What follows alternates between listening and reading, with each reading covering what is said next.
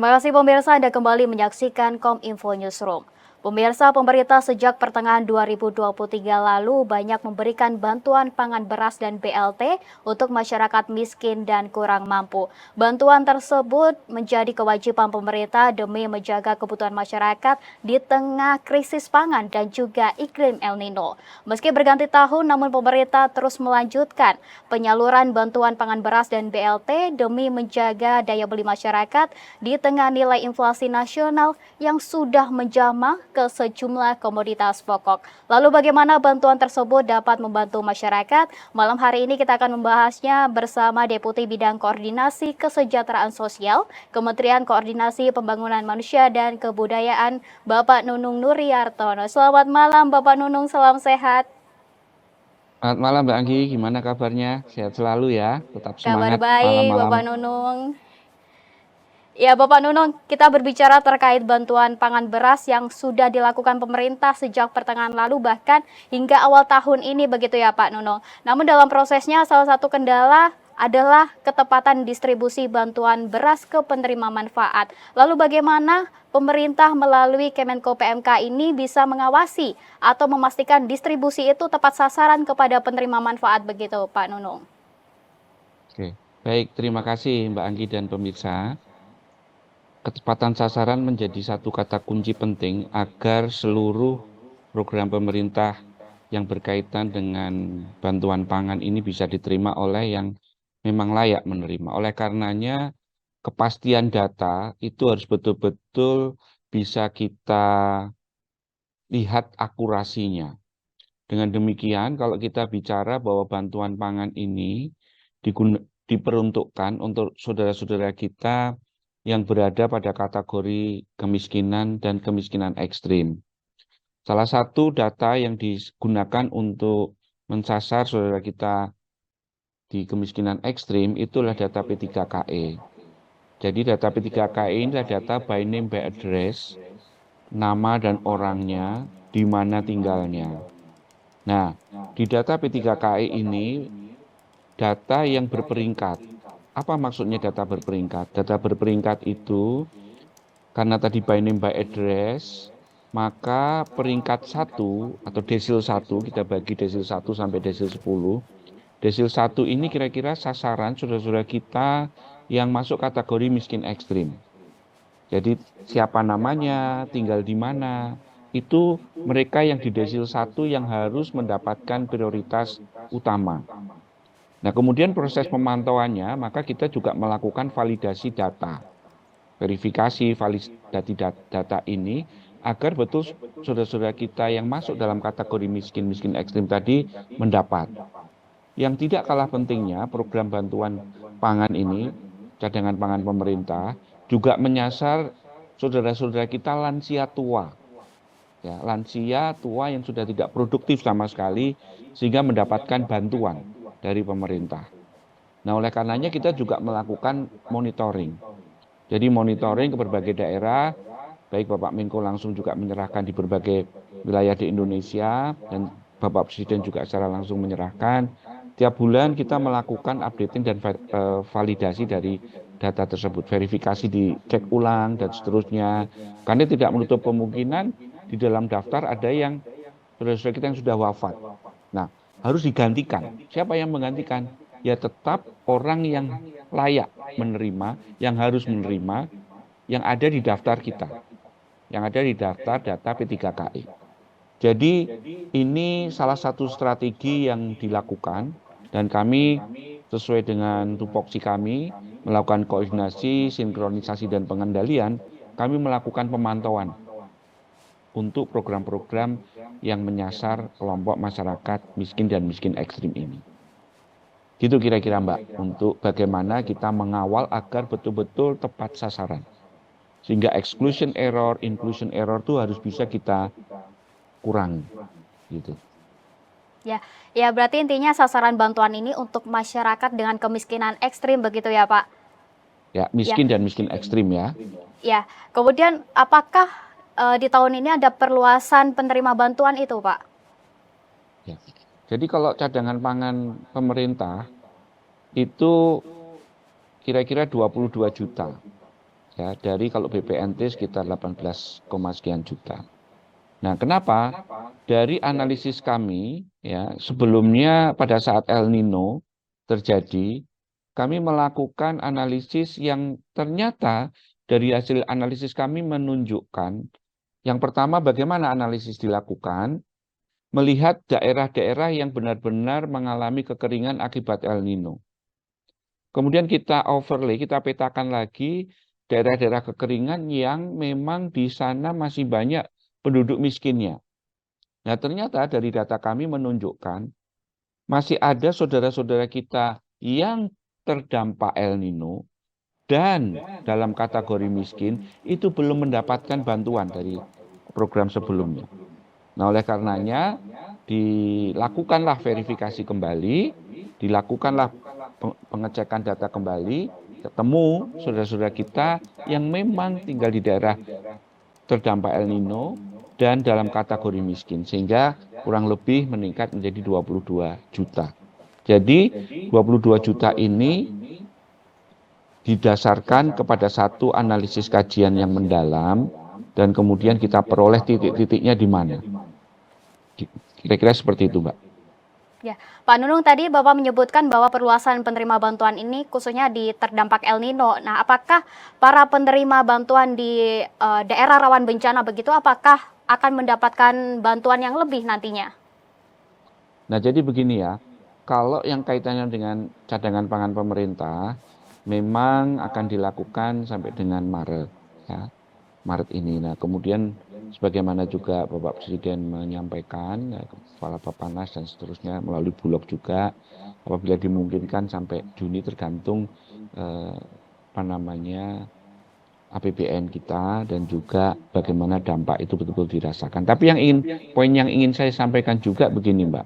Kalau kita lihat data ya, data saudara-saudara kita dalam kategori miskin, di perkotaan misalnya, supaya saya nggak salah datanya ya, jadi saya bacakan saja.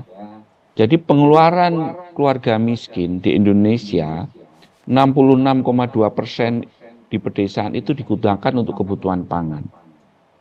Ya, sementara di perkotaan sekitar 62,8%. Nah, kontribusi pengeluaran pangan tersebut 22,9% untuk beras di pedesaan dan di perkotaan sekitar 18,9%. Jadi pangsa pengeluaran saudara-saudara kita dalam kategori miskin untuk pangan ini relatif tinggi, sementara kontribusi untuk berasnya juga relatif cukup tinggi. Tadi saya ulangi, di perkotaan itu sekitar 18,9% untuk beras, ya, pangan pokok kita, dan 22,9% di pedesaan untuk beras. Nah, jadi kira-kira konstruksi bagaimana pengeluaran rumah tangga miskin tadi. Nah, tentu pertanyaannya, pemerintah juga berupaya agar bisa menjaga konsumsi masyarakat, terutama lapisan bawah ini akan tetap positif, tidak turun. Dengan salah satu caranya tadi, menggunakan atau memberikan bantuan cadangan pangan pemerintah, mengeluarkan cadangan pangan pemerintah melalui Bappenas dan disalurkan oleh Bulog, kira-kira seperti itu. Jadi beras ini adalah beras cadangan pangan pemerintah yang dikeluarkan untuk sekitar 22 juta KPM atau keluarga penerima manfaat yang tersebar di seluruh wilayah Indonesia. Kira-kira seperti itu, Mbak Anggi. Ya, ya Pak Nunung, berarti 18,9% beras itu untuk di penerima manfaat di perkotaan begitu ya Pak. Kemudian untuk masyarakat yang tinggal jauh dari pusat perkotaan atau di daerah 3T begitu, apa upaya pemerintah agar memastikan penyampaian beras itu dapat tepat sasaran sampai mereka gitu? Jadi pemerintah menggandeng Bulog dalam hal ini, Bulog menggandeng PT Pos untuk membantu menyalurkan.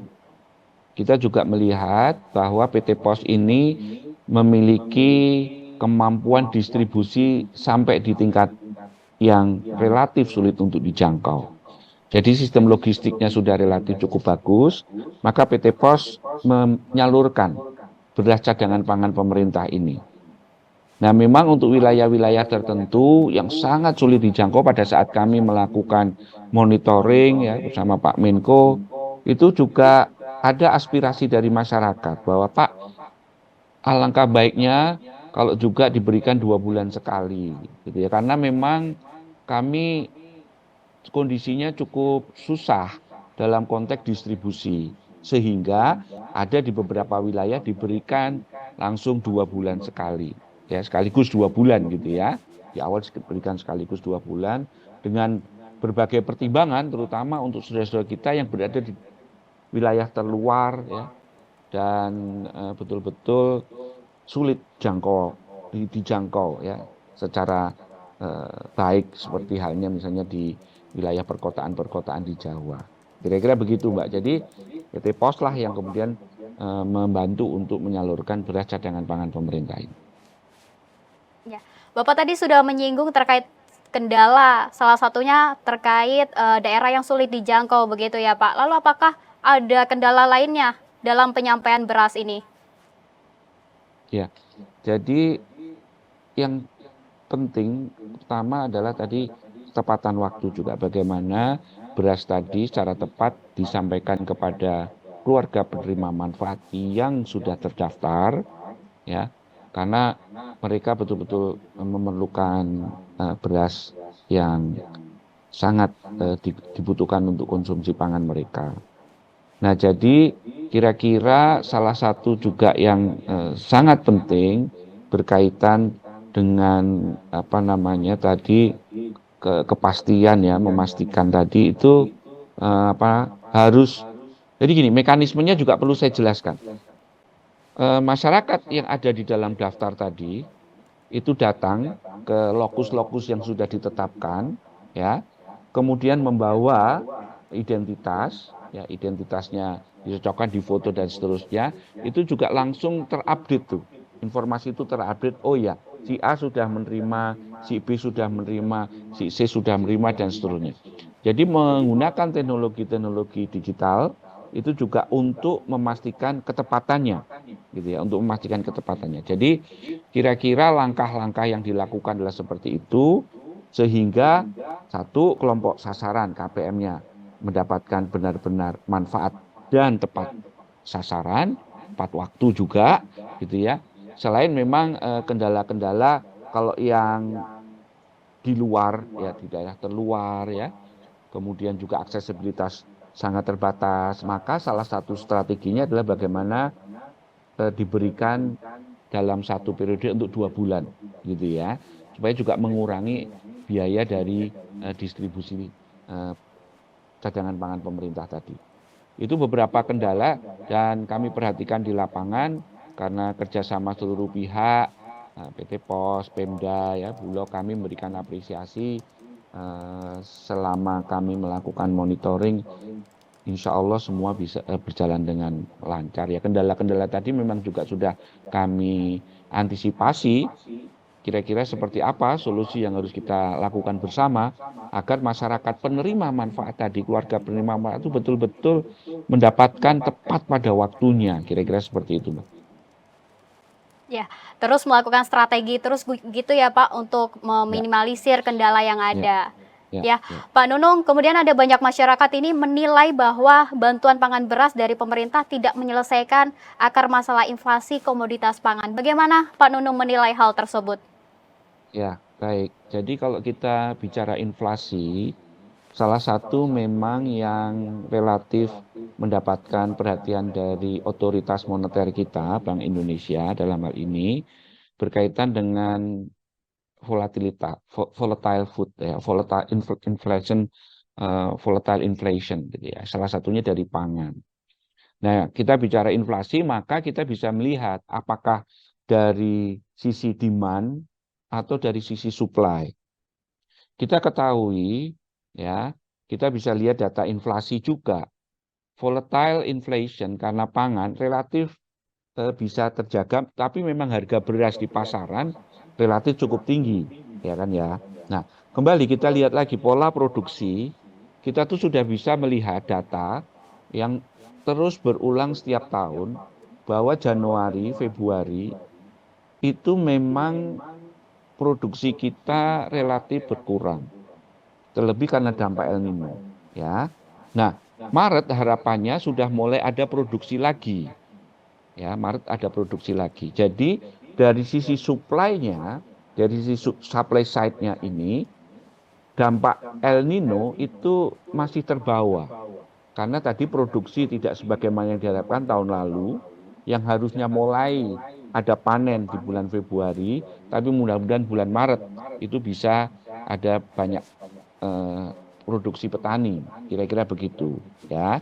Selain kalau kita lihat lagi, kalau dari supply side, maka kita bisa melihat faktor yang mendorong peningkatan harga pangan. Ya, di antaranya kita turun lagi, cek lagi bagaimana biaya produksinya, cost of produksinya seperti apa. Kalau cost of production, kemudian distribution cost-nya, dan seterusnya, sampai kemudian harga di tingkat konsumen, harga di retail tingkat konsumen naik, pasti kita bisa melihat ada beberapa penyebab karena ada persoalan dari supply side-nya. Karena kalau kita bicara konsumsi beras, itu relatif kan stabil. Masyarakat relatif stabil konsumsi per kapitanya per bulan. Nggak mungkin tiba-tiba terjadi lonjakan yang sangat tinggi. Kalau kita lihat data ya relatif segitu-segitu aja konsumsi beras kita. Ya, jadi persoalannya adalah kalau kita lihat kembali di supply side-nya, yang itu juga harus kita dorong sesegera mungkin. Ya, kemarin kita lihat ada beberapa persoalan kaitannya dengan sarana produksi yang diperlukan oleh petani, gitu ya. Nah, jadi kalau semuanya ini kita atasi bersama, kami meyakini sepenuhnya kalau Maret sudah supply-nya sudah relatif melimpah, supply-nya relatif tambah karena ada pasokan tambahan panen, maka harapannya ini juga akan membantu menurunkan harga beras utamanya, ya. Jadi kalau kita lihat volatile food inflation-nya, ya, volatile inflation karena food tadi relatif juga masih terjaga ya dari data yang coba kami amati. Kira-kira begitu, Mbak. Ya, baik, tentunya kita berharap ya Pak, suplainya bisa meningkat agar bisa menurunkan harga beras. Begitu ya Pak. Terima kasih Pak Nunung Nuryantono selaku Deputi Bidang Koordinasi Kesejahteraan Sosial Kementerian Koordinasi Pembangunan Manusia dan Kebudayaan. Terima kasih Bapak sudah bergabung bersama kami pada malam hari ini. Salam sehat selalu. Salam sehat Mbak Anggi, salam sehat pemirsa. Selamat malam. Terima kasih. Dan pemirsa, kami akan segera kembali dengan informasi lainnya. Tetaplah bersama Kominfo Newsroom.